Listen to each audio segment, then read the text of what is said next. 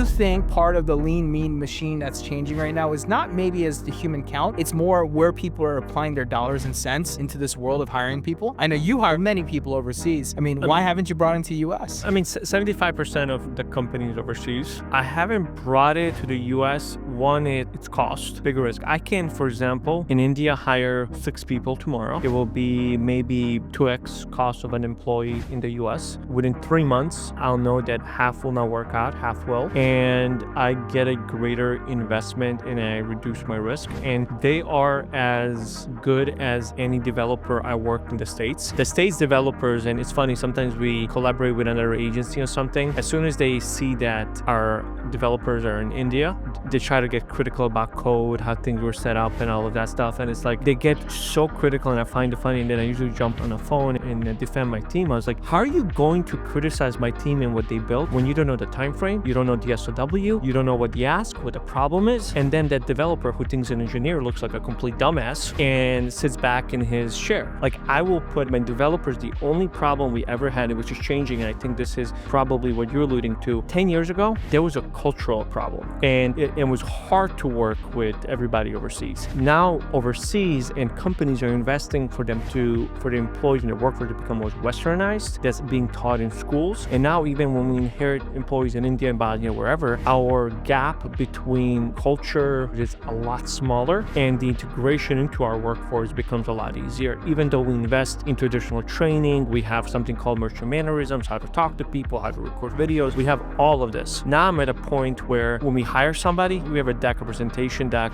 where guides them to do our first pitch. Whether you're in Bosnia, whether you're in India or United States, I want you to follow the deck and I want to hear your ideas. I don't want to teach you anymore. I want to see what you're bringing to the table, to the team. And when I have these conversations, they're incredible. They're as good as I would have with anybody in the States. Follow for more